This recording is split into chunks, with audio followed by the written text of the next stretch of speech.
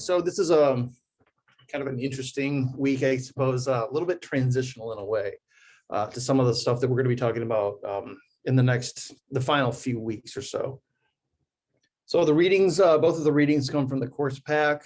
Today we're doing James Boyd White, A Way of Reading. Then on Wednesday, we're doing Stevens, Anglin, and Jassim, The Political Self, which is kind of strange. The authors listed in the syllabus, no idea why they're not these authors. Either the course pack is wrong or the syllabus is wrong. I don't know why. There's a few weird things going on with the course pack from my end. So Reflection 4 is going to be due this Sunday. Remember, we postponed it from last week. The topic is where you usually find it in your checklist. A couple other things. I'm probably going to start putting some paper 2 prompts up. There's going to be located in the same place that the paper 1 prompts were located. A few people were not quite sure where exactly that was, even like, the day the paper was due. It's the reflection and argument papers folder. Obviously that's on D2L. That contains all the information you need to know about those kinds of things. And I just put the paper prompts right in there. Happily, there's no reading comprehension quiz this week. So, hey, that's good. That's good for all of us, right? Today's reading is a little bit unusual. I'll say that right now. It's geared toward other things than what I'm going to be actually using it for. It comes from this book here, When Words Lose Their Meaning, by James Boyd White, subtitle Constitutions and Reconstitutions of Language, Character, and Community. Now, White is primarily a legal scholar, so a lot of his writings have to do with ways of reading legal texts and legal interpretation, that sort of thing. And in this book, which was written in 1984, what he's doing is kind of looking at a whole bunch of different genres of literature and sort of discussing different ways to read and engage with those from different points of view, the reader, the author, even the characters displayed in the books. Now, literature here is pretty widely construed, obviously novels and fiction. So in the actual book, as you might have gleaned from this sort of introductory first chapter, he's talking about Homer. So that's fiction. He's talking about Jane Austen, which is also fiction. But he's also talking, this is the expanded understanding of literature. He's also talking about historical writing. So he mentions Thucydides a few times in this chapter. And I will kind of get to that in a second, because that's interesting, I think, and somewhat conducive, I suppose, to some of the things that we're going to be talking about. Legal and political writing. Burke is a political writer, and philosophical texts. So one of them that he talks about in the book is Plato's Gorgias. He mentions that a couple of times in this chapter as well. So one of the main issues here is, for White at least, how language sort of evolves and how authors and readers and even characters can sort of interact in various ways through different languages or through different types of language changes, as it were. So one of the issues that he talks about, for example, is in Plato's Gorgias, which is one of Plato's dialogues. We've already read some parts of Plato's Republic. One of the issues there is the moral language of ancient Athens, right? There was a set moral language in ancient Athens that if you walked up to anyone on the street, they would understand what you're talking about. They would sort of get it. And White is using this dialogue, this Platonic dialogue, to show that, well, what Plato is actually doing is sort of reinventing, reinterpreting ancient Athenian moral language. And so, he's offering sort of a study of that. And he does this with all these texts that he examines. All right, how does language itself sort of evolve, and how does it change meaning in different contexts? That's one of the main sort of aspects of his analysis. But also this other perhaps more interesting element, how we ourselves change or can be changed by this language, how the world itself can be changed through language. And one of the examples that he talks about is Thucydides, that I'll get to in a second. So it's kind of a weird article in the sense that perhaps it doesn't have a whole lot to do with, obviously social media. It's written in 1984. So what I want to do basically is kind of take some elements of White's analysis of different literature and kind of, use it as a meditation, as it were, kind of use it to think through some of the issues that we've been talking about throughout this course, right? Linguistic practices that come up, for example, in social media discourse or other online discourses, and how the real world can affect that, and then reciprocally how that can affect the real world. Because I think that White is giving us this kind of analysis of things like Thucydides or Plato or whomever that is kind of conducive to what we're seeing in the online world, especially within a political context over the last few years or so. So one basic question, internet. One basic question here is, how does some of his concepts, how does some of his analysis of this idea of words losing their meaning in different contexts, how does that inform how language works, how it evolves, and how it sort of, impacts us, how it impacts the real world? Again, focusing here on sort of political contexts as they're related to social media and other online formats.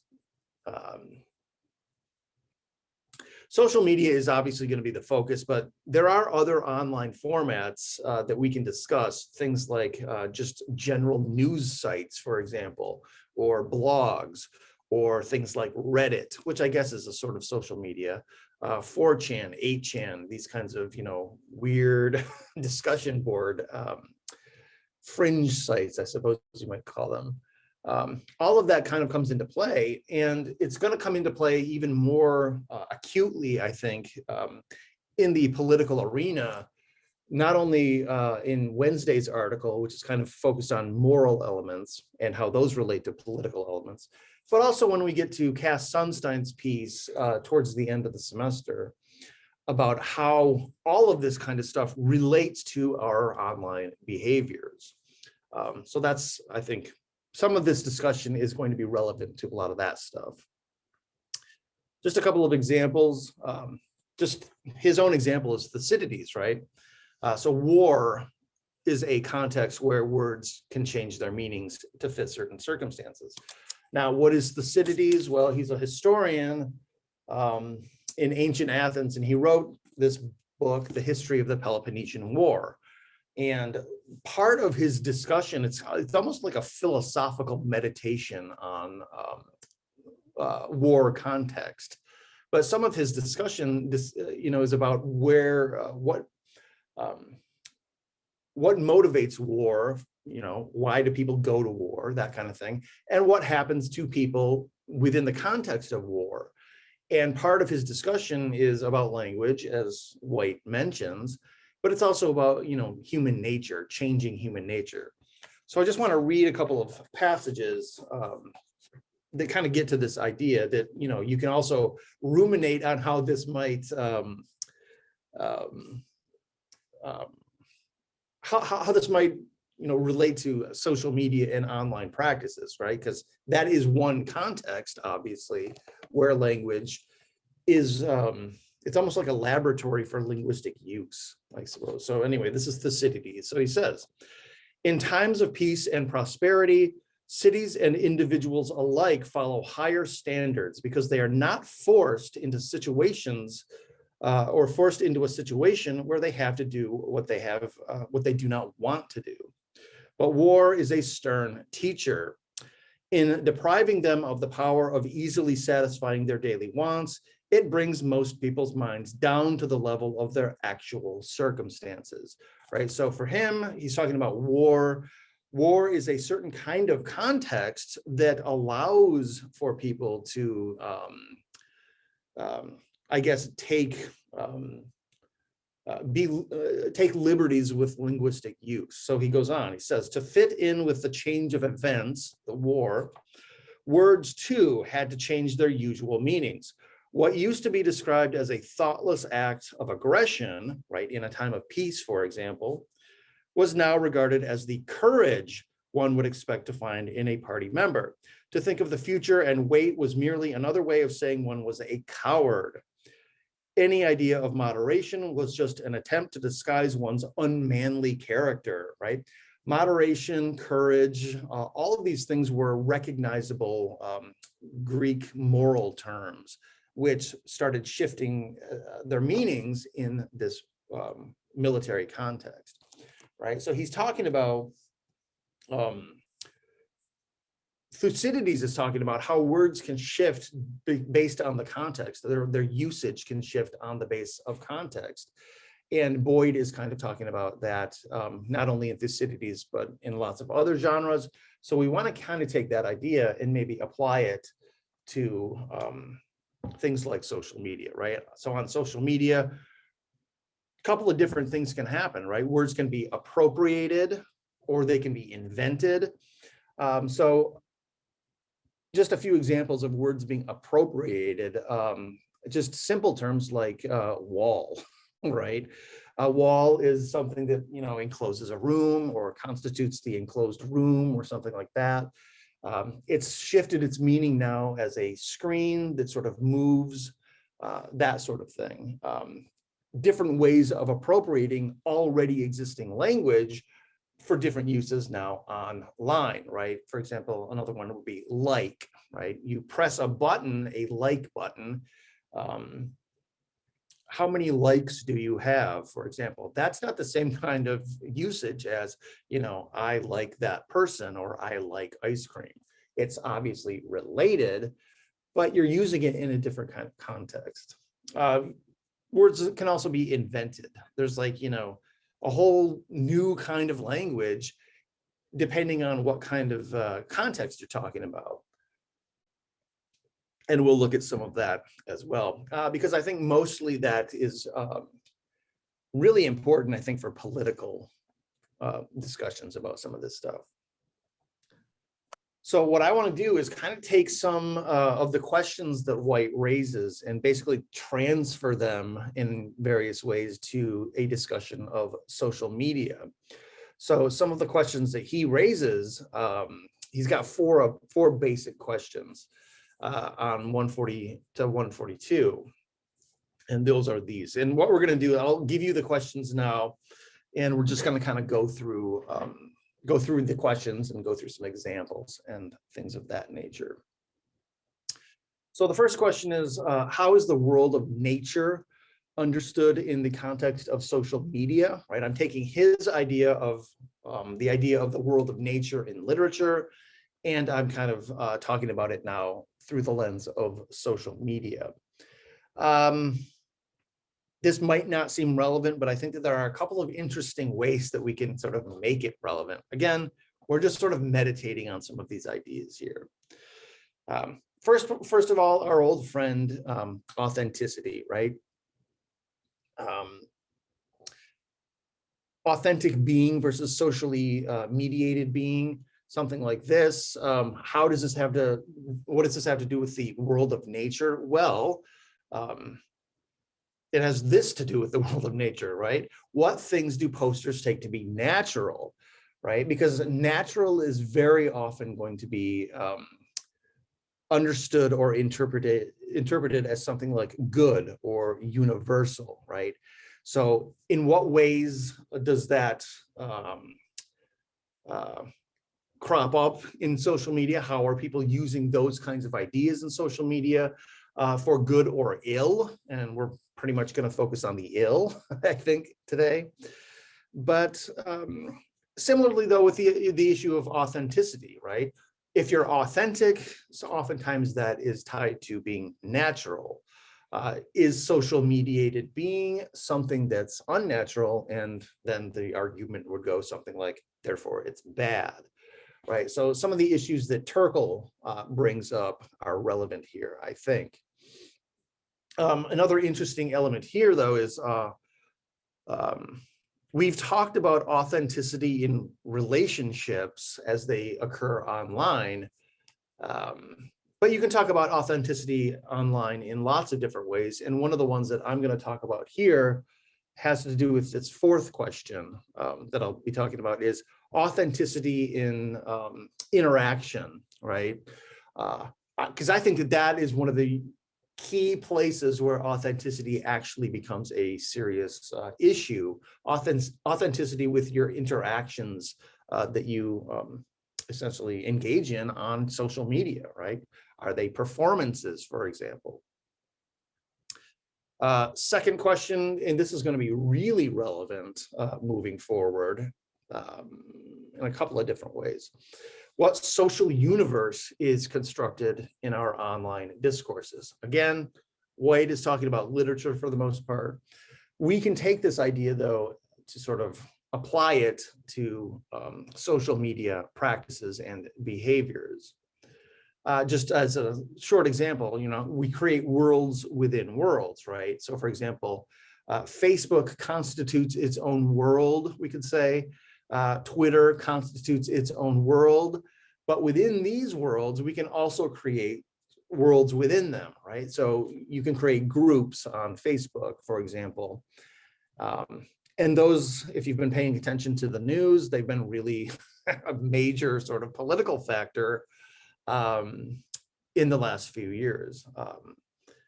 Some of the studies, in fact, that have come out lately, you know, with the whistleblower and all that, has to do with how these groups have facilitated, you know, political violence, for example.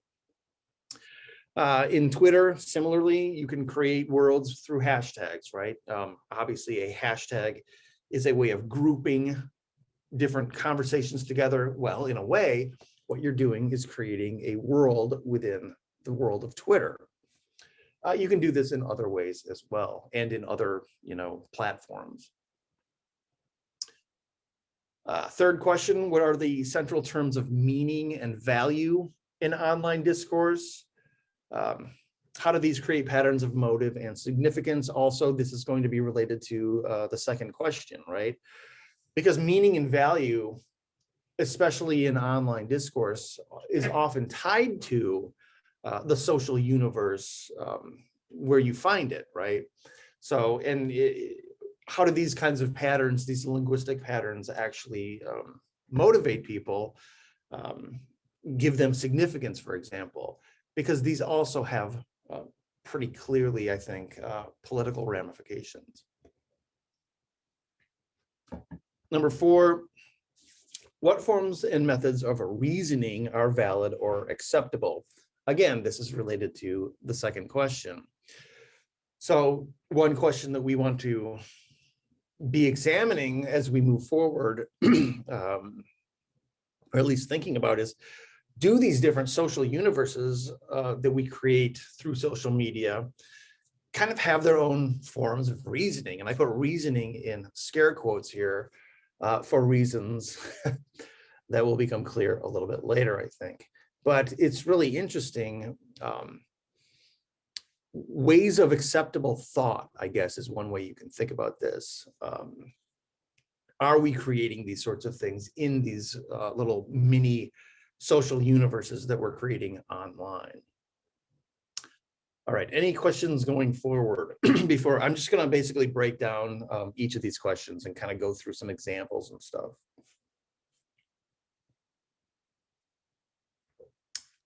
No questions. All right. So the first question, how is the world of nature understood in the context of political discourse and social media? Again, there's these two approaches that I mentioned earlier. The one just has to do with the issue of authenticity. Now, again, when we're talking about online practices and behaviors, authenticity does seem to be one of the major sort of issues involved across the board, right?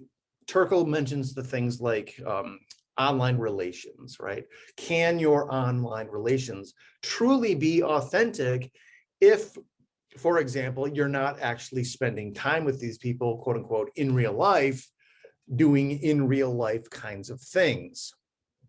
So she's already injecting her understanding of authenticity with being out in the world, right? Not simply sitting at a screen. She also talks about the authenticity of identity exploration, right? How can identity exploration through online forums, social media, etc., how can that be understood to be authentic, right? Because again, you're sort of exploring and simultaneously creating these identities when you're doing it online. But as we've already talked about, you're doing this in real life anyway. It's just a different kind of experience out on the streets than it is, you know, in your dorm or in your house. But the authenticity issue there comes up as well. So she says, this is from her introduction chapter, I think. If you're spending 3, 4, or 5 hours a day in an online game or virtual world or social media, there's got to be someplace you're not. And that someplace you're not is often with your family and friends sitting around playing Scrabble face-to-face, for example, taking a walk, watching a movie together the old-fashioned way, right? So, I mean, this kind of has a ring of, you know, okay, boomer to it, right?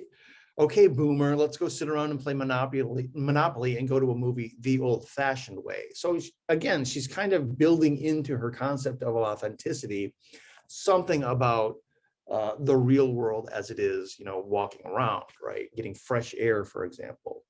But what does that have to do exactly with authenticity? So that's the question that we kind of have raised a few different times over the course of the semester. Plato also, of course, the cave element that the cave myth that we read, what exactly is meant by authenticity? So if you remember, Plato makes this sort of sharp distinction between the appearances of things, which I guess track inauthenticity or unnaturalness, and the reality of things, which I guess would track authenticity or naturalness, right? And we're going to look at this. These are problematic, right? Because again, why should authenticity track something like quote unquote naturalness when it's not quite clear what we mean by natural? In fact, sometimes people actually call that a fallacy, attributing good things to natural things and bad things to quote unquote unnatural things. So that is the second sort of main issue, right? The issue of what counts as natural.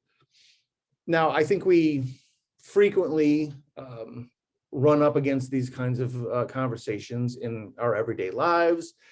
You hear this kind of thing all the time. You hear it in advertising, right? Natural beauty. Where do you get a natural beauty kind of advertisement? Well, for cosmetics, which is quite ironic. That sort of thing.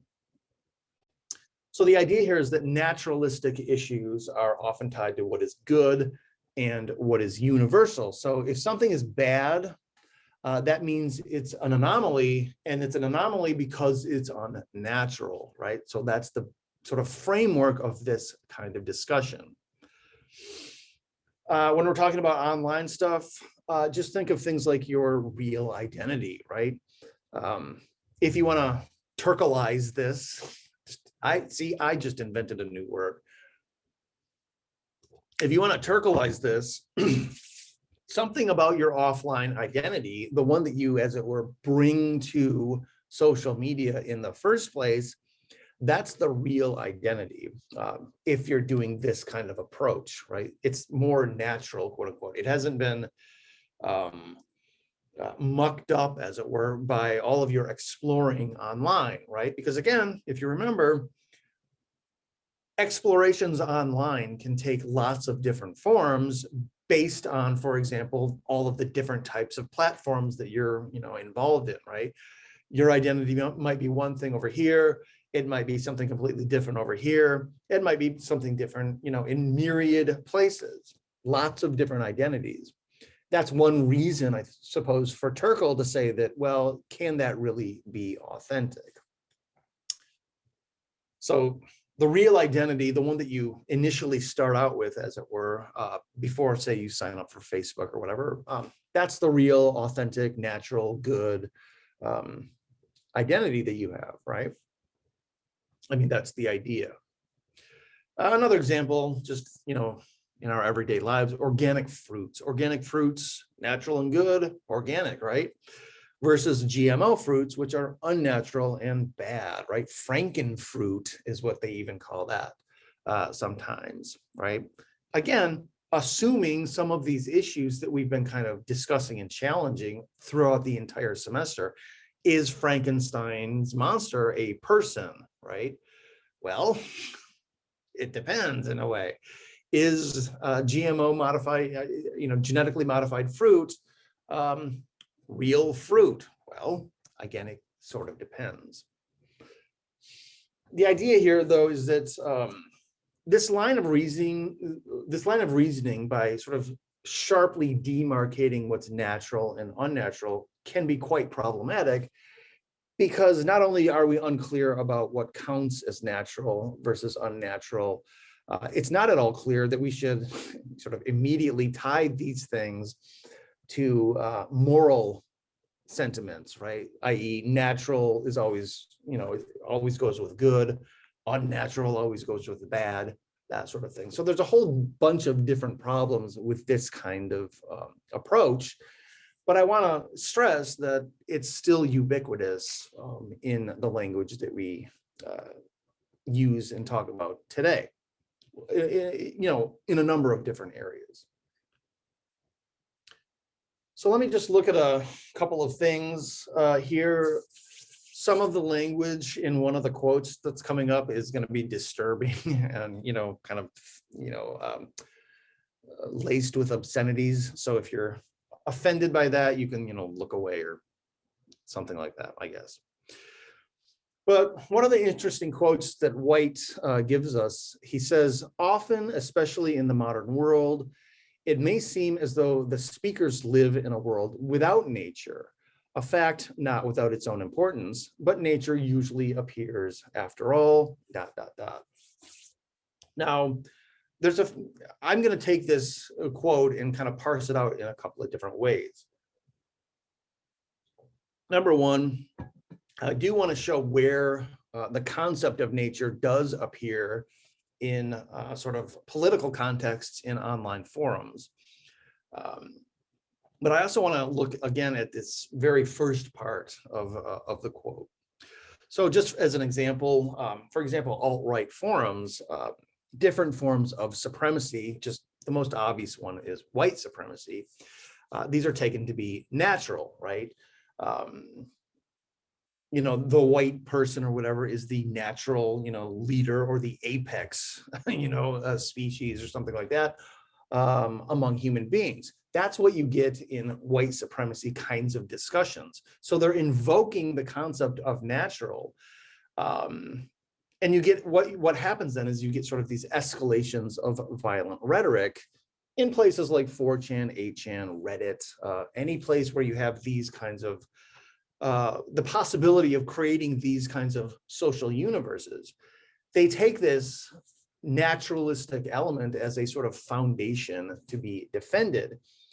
And if you remember from 2017, all of this was happening kind of online in the background, and then it, spilled over into the real world at Charlottesville, right? So this kind of rhetoric, these kinds of concepts do have existence online, and they can foment and then spill over into the real world.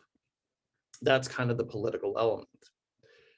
Now, here's a quote from, this just came to light, by the way, apparently, in the Charlottesville trial. This is a quote from Richard Spencer, who is kind of the leading white supremacy figure or whatever on the alt-right. But here he is talking after, I believe, some of the violence in Charlottesville. And they've been playing this quote at his trial, and he's like, well, I was just being kind of, a child or whatever. But this is what he says. He says, those pieces of effing shit, right? They get ruled by people like me. They look up and see a face like mine looking down at them. That's how the effing world works. We are going to destroy this effing town, right? You'll notice these pieces of emphasis here: by people like me, a face like mine. That's how the world works. That's this kind of language. What kind of language is it? Well, it's naturalistic kind of language, right? He's invoking what you might call a natural state of affairs of dominance, right?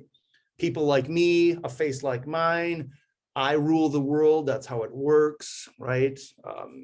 That kind of thing. It's this invocation of this natural state of affairs of dominance by people like Spencer over people who are not like Spencer. Now, he didn't say this like in an online forum or anything. I think this was just caught on tape. But this kind of language certainly is used quite a bit on places like, 4chan or 8chan or any of those kinds of political discussions. So going back to that James Boyd White quote, the first part anyway, often, especially in the modern world, it may seem as though the speakers live in a world without nature. Now, this is actually kind of interesting, I think, just kind of tied to Spencer's quote here. So the very assertion of nature that you can see in his quote, these emphasized parts, kind of comes to the forefront really when that nature feels threatened, right? So for example, I was reading an interview by Noam Chomsky. He's a kind of a noted, he's a linguist, but he's also a sort of political commentator, who was talking about identity politics, right? And he noted that identity politics, which is, one of those buzzwords that people on the right like to use as, pejoratively against the left, but he noted also that it's quite pervasive on the right as well. So his point was, of course, there's identity politics. What do you think white supremacy is, right? The problem is they don't take that to be identity politics until it feels threatened, right? Because it's so part of the natural order of things, as it were. And it's when that starts to be threatened, right? Often in the modern world, it seems as though speakers live in a world without nature. Well, they live in a world without nature because it's comfortable and you don't need it, right? You don't need to understand, say, white supremacy as natural until it starts being threatened. And that's when you start invoking things like, these people get ruled by people like me, look at a face like mine, that's how the world works, that's the natural order of things, right? If there's no threat, people just go along with their lives, assuming what's natural. So I thought that was pretty interesting. And I think that does indeed inform a lot of the discussions that you find, political discussions in places, where, Richard Spencer or whatever might lurk online. So that's an interesting way, I think, of understanding this concept of nature as it relates to political discussions, etc., online. Now, this second question, I think this is going to be the most important one going forward, just because I believe all the other questions that White is raising here are related to this one. And that is, what social universe is constructed in our online discourse? Again, White's not talking about online discourse. He's just talking about social universes in literature. We're transferring that idea to the concept of online discourse. Now, the main issue here is what we might call political polarization. Obviously, that's a topical issue in our country right now, I would say. So one thing to think about here is the idea that most social media, and you can even think of any other online platform, again, news sites, blogs, etc. What do they allow the user to do? Well, they allow the user to filter content essentially for their own specifications, right? So you have settings in your, say, Facebook settings or whatever, that allows you to see certain content. As we've already discussed and will continue to discuss in the future, Facebook itself, through its algorithm, is kind of filtering content for you in a way because of how it interprets who you are, right? But at the same time, it allows you yourself as a user to filter content. Twitter does the same thing. Any sort of news site that you visit, you can, tailor that news site to the kinds of stories that you want to see. So you can set your news sites, your Facebook news feed, your Twitter timeline, all to sort of curate content for you based on what you like, right? Filter out the content that you don't want to see. Through Twitter, it's a little bit more interesting, I suppose, because part of the content that you're getting on your timeline is through the people that you follow, and also is filtered out by the people that you block, right? And I think Twitter is actually more interesting in this regard than Facebook, simply because it's designed in a way to give you content that you may not have signed up for. So for example, if you follow a celebrity, whatever, because you like their movie or whatever, or their music, but this celebrity has, say, a sort of political kind of bent to them, what they might do on their timeline is retweet other people, right? And of course, you can still go in and say, turn off the retweets for this celebrity that I'm following. So you can still tailor it, but people are lazy, right? Not everybody is going to keep up on that kind of thing. Not everybody is going to filter out all possible content that they don't want. But in theory, the possibility is, of course, there. Now, what's interesting then is this is kind of a specific use of technology to create what White calls a social universe. We're going to give it a few different names going forward, but think of it as just a social universe.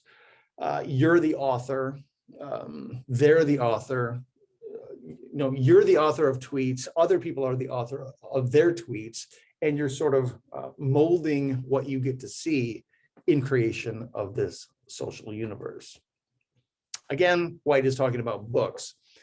But if you talk about, if you remember Valkenburg and Piotrowski's article, everybody who uses social media is both author and reader, and in many ways character as well, right? If you're an influencer, for example, not only do you read social media, other people's social media, not only do you create content for other readers, so you're an author, but in many ways you're one of the characters in the social media world, right?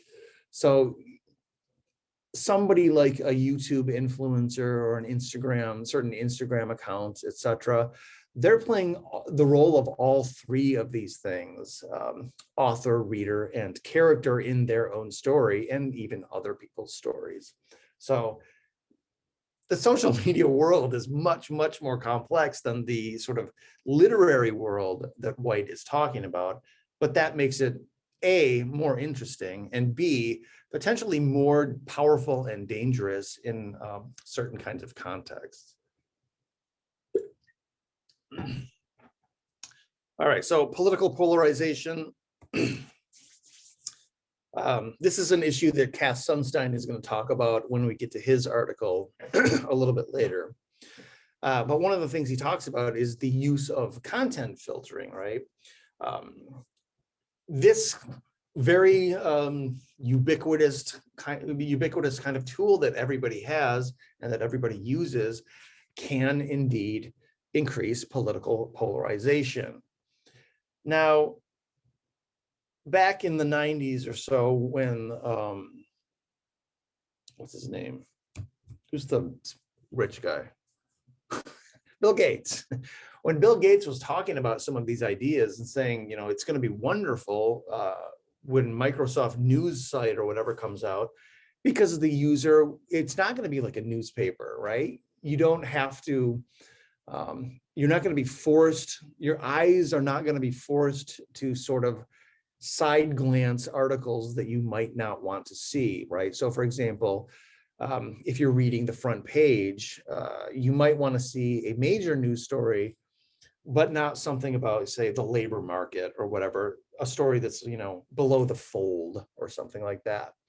Well, now you don't have to. You just get rid of all those kinds of stories. You tailor the content to your own liking. Well, how does this increase political polarization, right? Of course, Bill Gates and all these other people did not have this kind of thing in mind. They didn't intentionally do this. It happens. It allows users to create their own sort of social universes through this content filtering, right? And I guess on the surface, that's not a terrible thing. But how it's actually played out in real time and in the last 20 years or so, I think it's quite clear that it can be and has certainly become politically contentious. Let me just give you a few examples. And these are also from Sunstein. So what can content filtering do, especially when related to political elements? Well, number one, it can increase division among voters, right? When Sunstein was writing different versions of this kind of stuff for the last 20 years or so. And this comes from 2017, so the last few years or so. But I think what we've been seeing now, especially with this Facebook whistleblower stuff, is that this really does happen. One of the statistics that he found from a study was Fox News viewing, right? So an extra hour of Fox News viewing results in a 3.6 increase in Republican voting habits. So there are studies about this, and they come out and they have all the numbers. If you've read the article for Wednesday, they have a lot. There's a ton of studies that they're using to sort of make their points. Content filtering can increase or create a balkanization of opinion. What that means is sort of the ever smaller chipping away into smaller groups, right? So one example on Twitter, if you are familiar with this story, is the Gamergate issue from a few years ago. The gaming community, as it were, started to balkanize into smaller factions that were essentially politically motivated and, motivated also by online harassment and sexism, right? If you know anything about the Gamergate story. So that kind of fracturing happens as well if you have this content filtering option. It also increases a drift towards extreme political positions. That's something that we're going to be talking about in much more detail when we actually get to Sunstein's article that's on the syllabus. Current example, QAnon, right? Last week we talked about QAnon people in Dallas, I believe, waiting for the second coming of JFK Jr. for some reason. I don't know, right? That's a pretty extreme position. And I just read another headline today. What we're witnessing essentially with this QAnon stuff down in Texas, especially, is the creation of a new religion in real time. Now that is really interesting because you don't really kind of see that kind of thing. And just this weekend, there was another set of images coming out from this whole Dallas thing, waiting for the second coming of JFK Jr., where all these people were lined up talking to a man with a bird on his shoulder. I mean, what is going on? You're seeing the creation of a weird new religion in real time. That's pretty extreme. And it has a political affiliation, obviously. It also increases the degree of error and confusion about reality, right? And we're going to talk more about this idea of creating and living within your own reality a little bit later on. A couple of examples here, though. Pizzagate, Tide Pod Challenge, right? Any of these kinds of challenges, I guess, might be a result of this kind of thing, right? You are so engrossed in a certain kind of social universe or whatever that you just kind of do what people do in that social universe.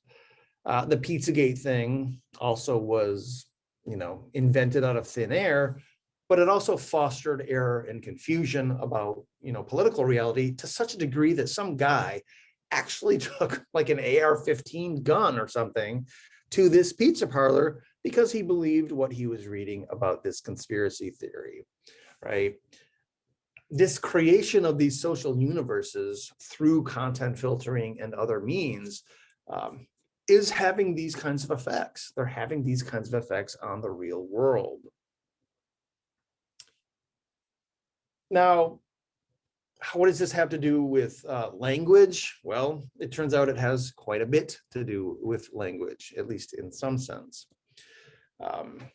So when you're thinking about a social universe, you can also think about it as the sort of more negative terms, echo chamber, sealed off community, etc. And very often what you're going to find is that these have a sort of distinct way of not only talking, so they have their distinct languages, but also a distinct way of, I guess you could call it arguing or having sort of a discourse. On Wednesday, the article is going to talk about in-group and out-group aspects of the political self. But in terms of, social universes, we might identify in-group, out-group, identifying marks through language and through, acceptable means of discourse. So here's an interesting quote from an article about the alt-right, right? Again, the alt-right. I use the alt-right because they're the most visible of the online sort of social universes, as it were, that is, creating their own language or doing these kinds of things. But this article comes from Quartz. So they say, no political movement has created an internet dialect with the speed and scale, that's the technology part, of the alt-right. The loosely connected group has organically formed a shared way of talking that allows different factions to identify with one another, right? A shared way of talking for the purpose, at least in some part, of identifying, comrades, as it were, fellow travelers. This creates a verbal badge of allegiance, and the terms they have coined can be difficult for outsiders to follow. Of course, the terms that they're coining are supposed to be difficult for outsiders to follow because they don't want outsiders, right? That's the reason why I suppose you would create some of this kind of language. Now, if you go to this website, you can see, I think there's a space that shouldn't be there, but anyway, if you go to this article, what they do is they actually give us a full sort of dictionary, in a way, of some of this verbal language that has been coined by this particular loose-knit group, right? So it's actually a pretty interesting study in how some of this kind of stuff works. White himself talks about these kinds of changes in language are also changes in the world and the self. So one of the examples, if you go back to Thucydides, right, it's sort of this reciprocal change, not only in our understanding of the world, of the context, but really in a way, a change in who we are, how we act, our behaviors, our characteristics. One of the questions or issues that I've brought up a few times is this kind of stuff is this online engagement having a sort of effect on our cognition, right? Again, the speed and the scale of how these kinds of linguistic changes happen, that's part of it, right? You have to be able to keep up. You have to sometimes create ever shorter kinds of acronyms, that sort of thing.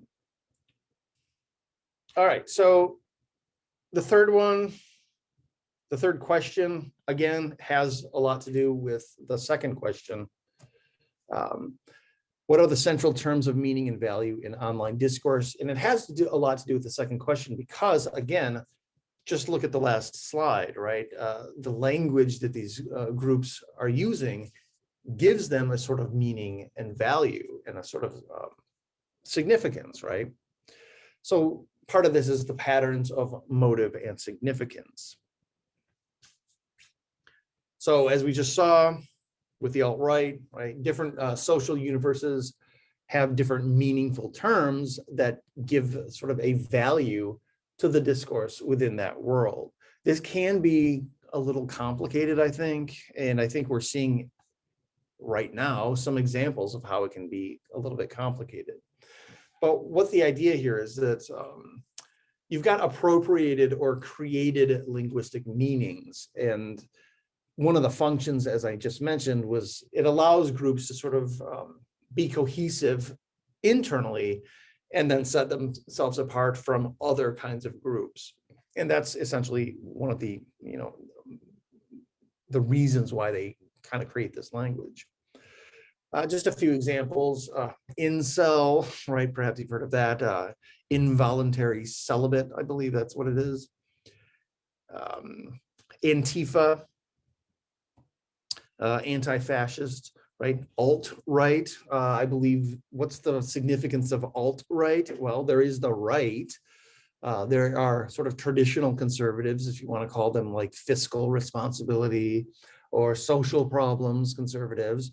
Well, the alt-right conservatives are ones that also add in things like nationalism or white supremacy or, lots of different mixing and matching of those kinds of issues. CRT, critical race theory, right? That's a big one right now. How about this one? This one's new. Let's go, Brandon. From the right's perspective, that just means F Joe Biden. And so they use that in place of F Joe Biden.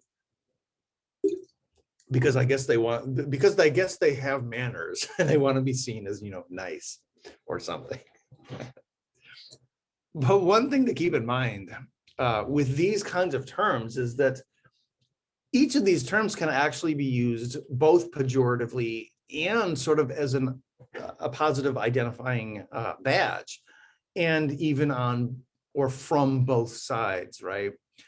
So if you identify as an incel, for example, you are using this term as a positive mark of identification, so you can identify, as it were, fellow travelers. But of course, from the other side, or a different perspective, an incel is a violent, sort of dangerous powder keg waiting to explode. And the reason, of course, that people think that is because there have been violent in real life actions perpetrated by people who self-identify as incels. Same with Antifa, right? If you self-identify, what you're basically claiming for yourself is that you're anti-fascist and you want to go out and protest fascist policies. But from the other side, you're a violent sort of, Marxist, leftist, bombing, rabble-rousing riot creator, that sort of thing. Alt-right, again, it's a self-identifying thing. Critical race theory is interesting because up until, I don't know, March or so, critical race theory was simply an academic,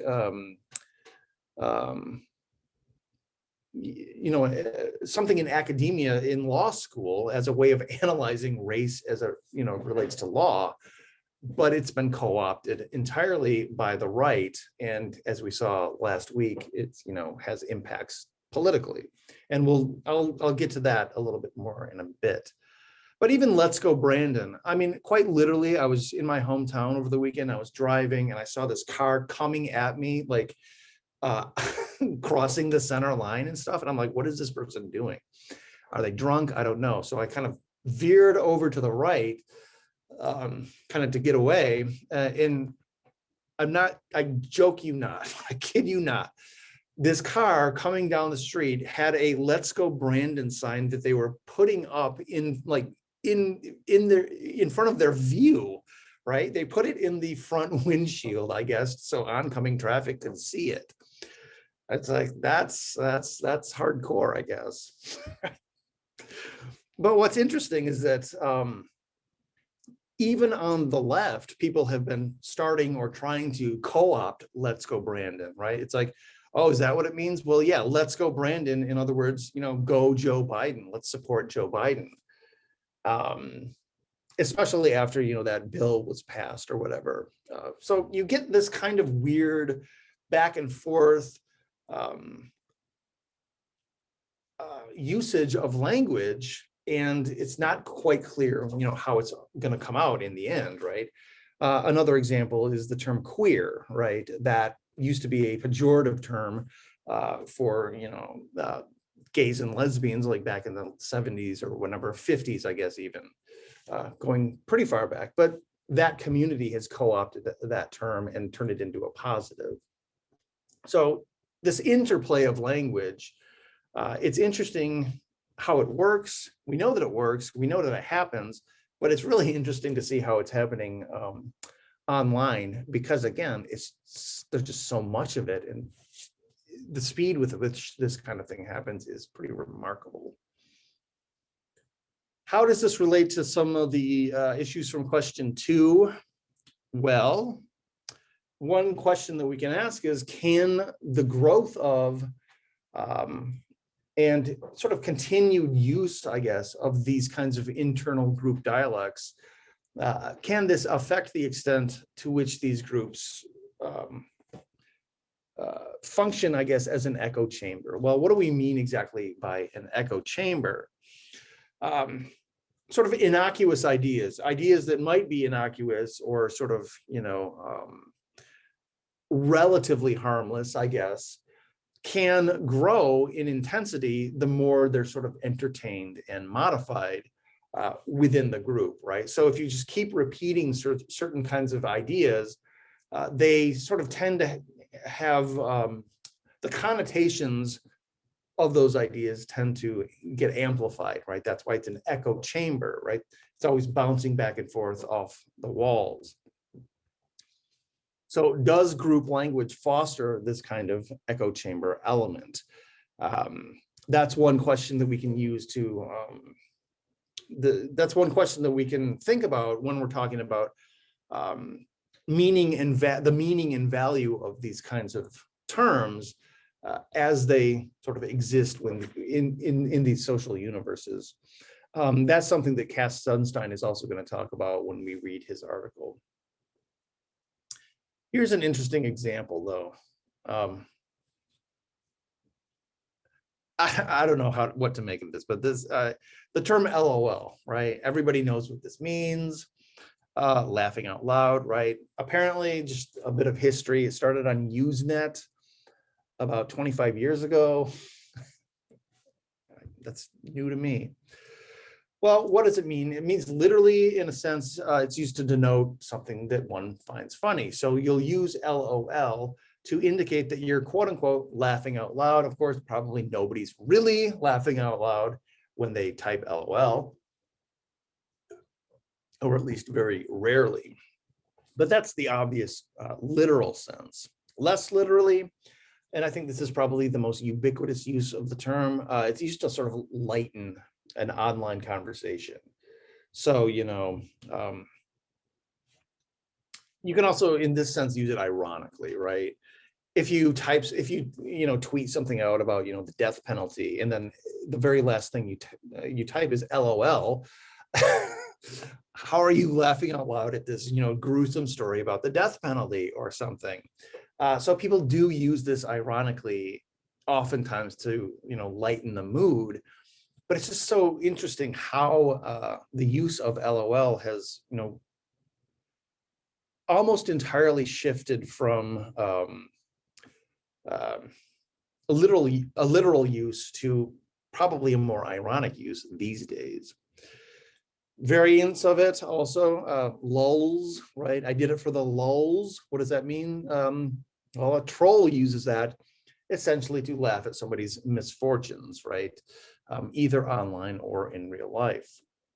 Now, this is kind of a James Boyd White question.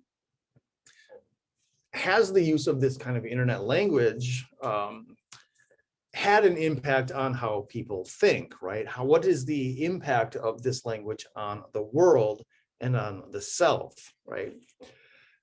Also, how has the use of this kind of language, has it had an impact on how social media communities develop, right? So people might join a social universe, as it were, because of similar political affiliation, something like that. But the language itself that's used within those communities also, I think, probably fosters how those communities develop, right? Just going back to some of the issues from that alt-right quote from that magazine.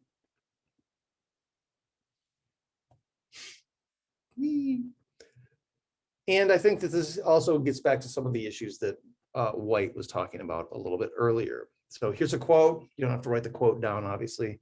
Page 134 says the change in language that Thucydides records is in part caused by events of another kind, right? Which are only partly verbal, those of civil war. But the changes in language in turn contribute to the course and nature of that war and do much to define its meaning. So there is this sort of reciprocal element about the world and the language, and how the language then re-impacts the world in new ways. So the question, taken from Thucydides here, or at least an interpretation of Thucydides, is this same kind of thing basically happening with social media and smartphone technology, right? The way social media through smartphone technology can impact the world is pretty powerful. So what I mean here basically is technological culture. This is a question that we can ask. Technological culture sort of fosters the change in the language and in our characters and values, right? Say just through things like echo chambers or social universes. But these changes further influence the nature of our technological culture and its meaning. So one question is this kind of thing happening? And, not even just technological culture, but culture in general. So I want to give you an example.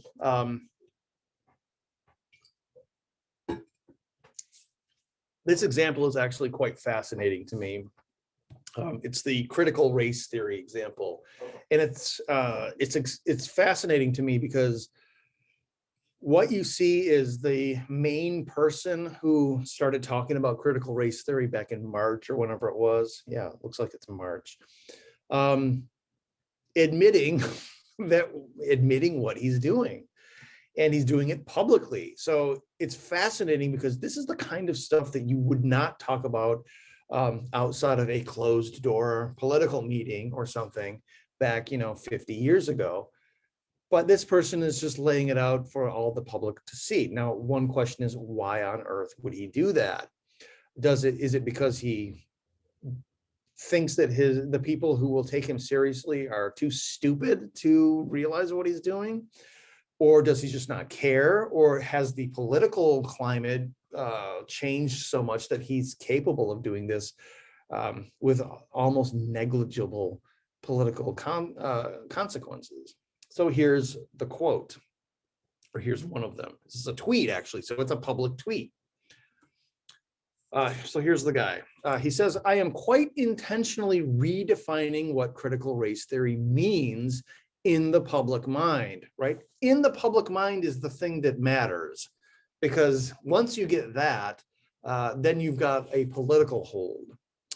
expanding it as a catch-all for the new racial orthodoxy. People won't read Derek Bell, right? Derek Bell is one of the sort of originators of critical race theory back in the 70s.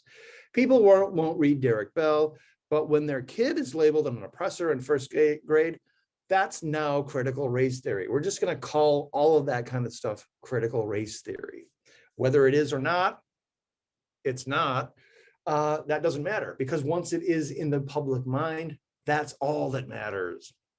So again, I just want to emphasize that it's fascinating to me that this guy's like, we're going to trick the public, and he's saying this in public. But again, doesn't seem to matter. Here's another tweet. So this person says, what does freeze their ideas through repetition mean? And yes, you really are a national treasure. So her tweet kind of gives you this sort of echo chambery social universe vibe, right? Yeah, we're all on the same page. Can you explain this a little further? And he says, look, it means that we have the capacity to define the terms in our own language and reinforce them through repetition, as we have done with critical race theory. Don't cede the language to your opponents. So here he's quite literally talking about changing language, changing the meaning of terms for specific political purposes. And if you can look at the first tweet, it says March 25th, 2021. That's not that long ago. And we just had, or we have been having quite recently, things like, elections and school board issues, that kind of thing. And you have this big throng of people doing exactly what he sort of intended to do through this change of meaning. That's pretty insane if you think about it, just how easy it is to do. And the fact that you can admit doing it publicly and it still works. That's new. That is something that's absolutely new. All right, so the fourth question, what forms and method of reasoning are valid or acceptable? Again, this relates to the second question, valid or acceptable to whom? Well, these social universes. So what exactly is the acceptable engagement in political discourse? Well, again, it's going to depend on the group that you're talking about. And it's also pretty difficult to assess sometimes. Why is this? Well, perhaps you've been on Twitter before. Perhaps you've engaged in a Facebook conversation. Internet discussion and debate are almost never productive, right? They're almost entirely rhetorical. They're almost all in bad faith. And finally, they're almost all incredibly uninformed. And it's the uninformed part that people don't care about. They're like, yeah, whatever, I don't care. I'm just going to put this out there, right? At least the other guy in the previous tweet was quite honest about what he was doing. Just a couple of examples. There's this phenomenon online, maybe you've seen this, where you implore others to engage in debate. And I put that in quotes because it's not really debate. Just here's one example. This Dave Portnoy person, I guess he's a Barstool Sports, I have no idea. But he's responding to Alexandria Ocasio-Cortez. If you're a boss tweeting firing threats to employees trying to unionize, you are likely breaking the law and can be sued, in your words, on the spot. All workers in the US have the protected freedom to organize for better conditions, blah, blah, blah.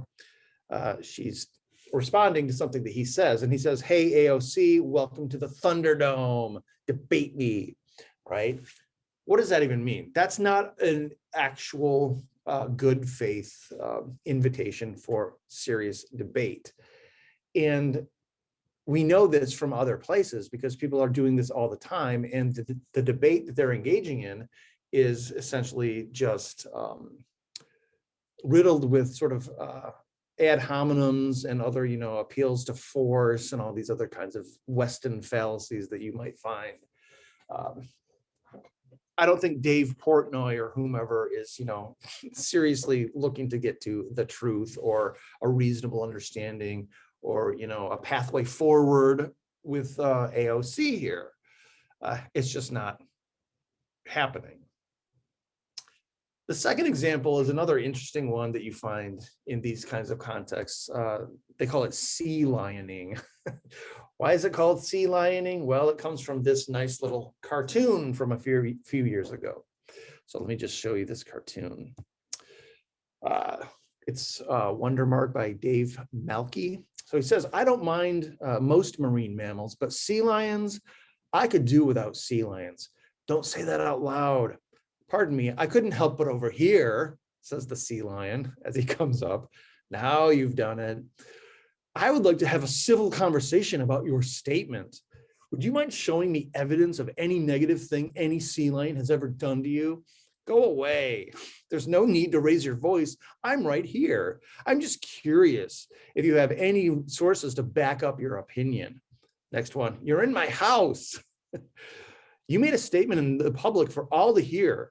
Are you unable to defend the statements you make, or simply unwilling to have a reasoned discussion? And the guy, final one, told you, dude. Sea lions. I have been unfailingly polite. You two have been nothing but rude. I'm trying to eat my breakfast. Very well, we shall resume in an hour. Now, it's interesting, this concept of sea lioning. It's the kind of phenomenon you find with people who, like, say, take a logic class, and after that, all they want to do is debate people because they now have the power of logic or something like that. But the idea here is that what the person is doing is posing disingenuous questions. And they're also arguing in bad faith, essentially to get a rise out of their opponent. So the sea lioner really does not care about getting serious answers to the question.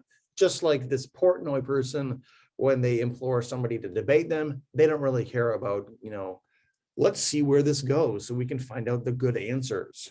They just want to pummel or win.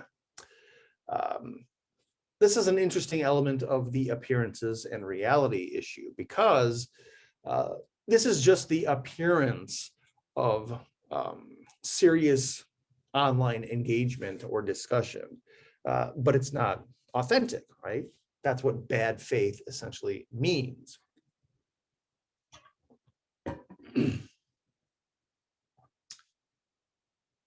So actual debate or any sort of argumentative discussion, if you really do want to understand or understand the issues, or even understand what your opponent thinks, you have to argue in good faith. This, you might say, is an acceptable form of what we might call authenticity, as opposed to the appearance of good faith, which is inauthentic, right? Now, interestingly enough, I think the technology and anonymity of social media kind of contribute to these sort of defective means of argumentation. But you'll note that these are also essentially the preferred means of argumentation, or forms of reasoning, as White calls it, in a lot of these sort of politically motivated communities, right? They don't care about getting to the truth. What they care about is pummeling whomever they see as their enemy or the outside group. And these are very often effective ways of doing it. All right, just a couple of last questions to think about. Again, some of this is going to be relevant in articles going forward. One of the things related to sea lioning is the idea of, hey man, I'm just asking questions, right? That's going to come up when we read Lavin's article. But a couple of questions here. In what sense do these kinds of linguistic practices that we're seeing online come from what we might call our moral dispositions? And in what sense then do they further shape our moral dispositions? So this is kind of that Thucydidean reciprocity issue that White talks about. So one obvious example is the idea of becoming radicalized online, right? How does this work? What is the mechanism for this kind of thing? Secondly, and I guess this is the ending on a positive note, is there any practical or reasonable solution to these issues, right? They haven't been able to come up with them. If Mark Zuckerberg actually does have an idea, he hasn't implemented it, obviously, because it doesn't suit him. The main problem, I think, is just because all of this stuff moves really quickly, right? It's changing all the time.